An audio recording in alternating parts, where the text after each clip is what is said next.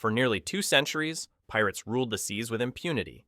They haunted merchant routes, attacked trading posts, and disappeared into hidden coves where navies couldn't follow. They were kings of their wooden worlds, answering to no government, no laws, no authority. But here's the thing about piracy. It's not actually a sustainable career. Every pirate eventually runs out of luck. Every crew gets caught. Every captain swings from a noose or drowns in a naval cannon's fire. So how did they get caught? What finally ended the reign of these criminals who seemed untouchable on the open water? It wasn't just one way. Pirates fell by multiple methods, each one a noose tightening around their necks. Some died in spectacular naval battles. Others were betrayed by their own crews. Many were simply hunted down by better armed, better organized forces. And some just couldn't hide forever. Understanding how pirates were caught is understanding the inevitable collapse of the Golden Age itself. The first way pirates got caught was the most straightforward: superior firepower. When a pirate ship spotted a merchant vessel, they thought they'd found an easy target. But increasingly, merchant ships traveled in convoys protected by armed escorts. And behind those escorts came the Royal Navies themselves. Faster ships, more cannons, crews of trained soldiers rather than desperate criminals. Pirate sloops might outrun a merchant ship, but they couldn't outrun a naval frigate bristling with 40 cannons and men who knew how to use them. When the Spanish Armada, the British Royal Navy,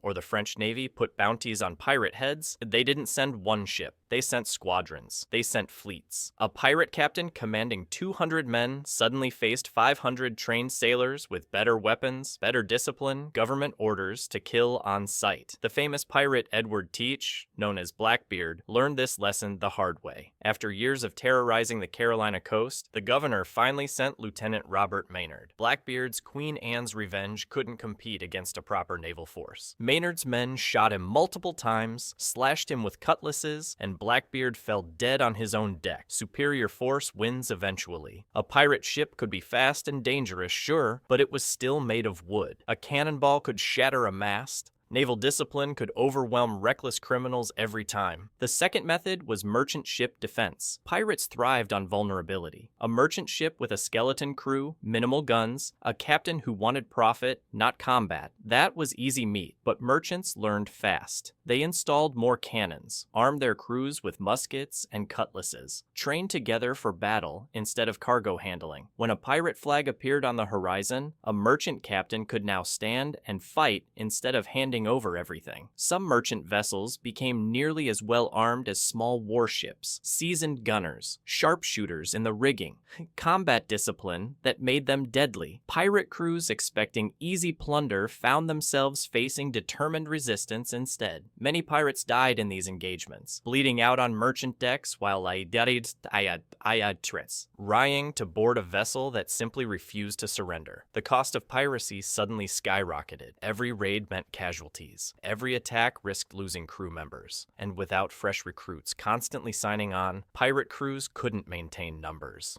Merchant ships became deadlier. Pirate targets became scarcer. Piracy became less profitable and infinitely more dangerous. The third way was organized government patrols. Most pirates operated in specific regions: the Caribbean, the Indian Ocean, the Atlantic coast. Governments learned where these criminals congregated and stationed permanent patrols there. The British established special squadrons specifically designed to hunt pirates. Faster, lighter, built to pursue small pirate vessels. They patrolled the same waters year after year, learning every hiding spot, every cove, every secret bay where pirates restocked supplies. Captain Woodes Rogers became famous using exactly this strategy. He was given authority to hunt and execute pirates in the Bahamas, where they'd created a virtual free port. Nassau was pirate territory, so Rogers brought Navy ships, soldiers, determination, and zero mercy. Within months, hundreds of pirates were captured. Some were executed. Others were offered pardons if they'd inform on their colleagues. Nassau, as a pirate sanctuary, simply ceased to exist. The message reached every pirate ship on every ocean. If you become a pirate, you'll spend every day looking over your shoulder. Somewhere on the horizon, a naval ship is hunting you. The odds of survival get worse every single year. Eventually, the noose always catches you. The fourth method was betrayal. Pirates operated by code and loyalty, but codes break and loyalty crumbles when someone offers money. Governments discovered betrayal was incredibly effective. They posted rewards for information about hideouts, crew members, ship locations, planned attacks. They offered pardons to captured pirates willing to testify against their captains.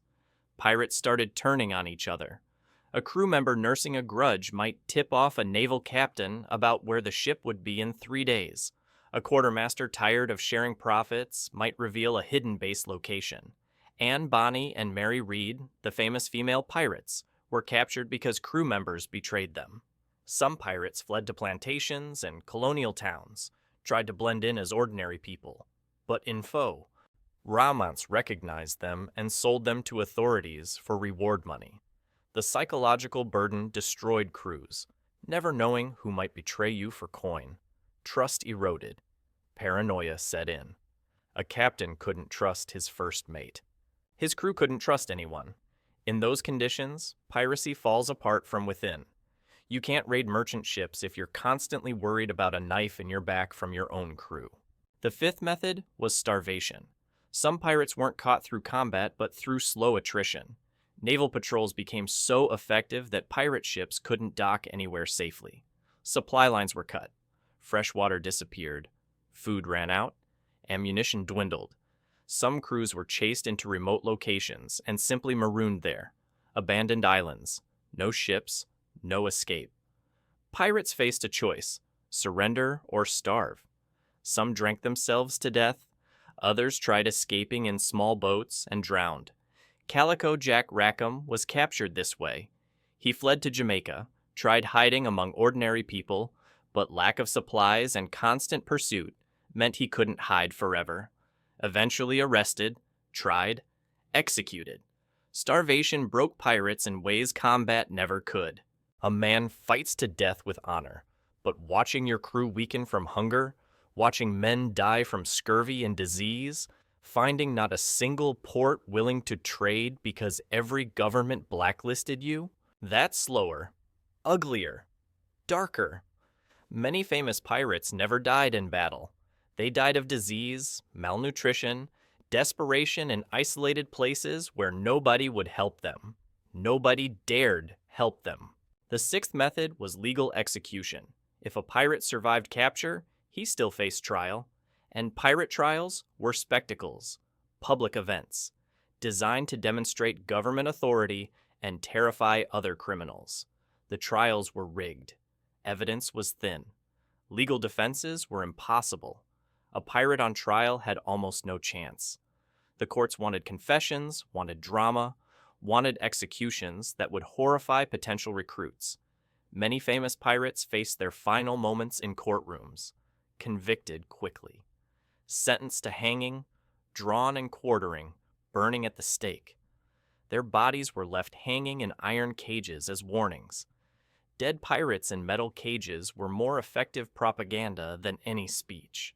Piracy became associated not just with risk, but with guaranteed brutal death.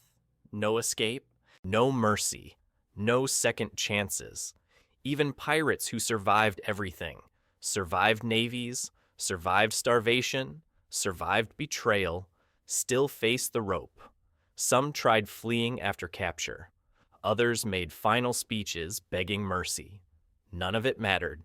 Once you were caught and tried, your fate was sealed. The only question was whether your death would be quick or excruciating. The seventh method was destroying pirate bases. Pirates couldn't operate without shore sanctuaries. They needed places to repair ships, sell plunder, trade for supplies, hide between raids. Port Royal, Tortuga, Nassau, Madagascar. These were pirate sanctuaries. But governments realized something obvious. Eliminate the bases. Eliminate the piracy. Naval forces attacked pirate strongholds directly, burned ships in harbors, destroyed fortifications, executed corrupt governors and officials who enabled piracy. When Port Royal was destroyed by earthquake and naval assault, the entire Caribbean pirate network fractured. When British forces hit bases in Madagascar, Indian Ocean trade routes suddenly became safer. Pirates had nowhere to go, couldn't sell plunder, couldn't repair ships, couldn't recruit new crew members. The supply network that kept piracy alive completely collapsed. Individual pirates became isolated, vulnerable, eventually captured. You can't sustain an entire criminal enterprise if your safe harbors don't exist anymore. And that's how pirates got caught. Not one way, not simple. It was a coordinated combination of naval force, legal consequences, supply disruption, and the slow, crushing realization that piracy wasn't freedom. It was a path to the noose. Every method contributed. Every captured pirate discouraged recruits. Every executed captain became a warning. Every destroyed base meant fewer places to hide. The Golden Age didn't end because the sea got tired. It ended because governments learned how to systematically hunt pirates down.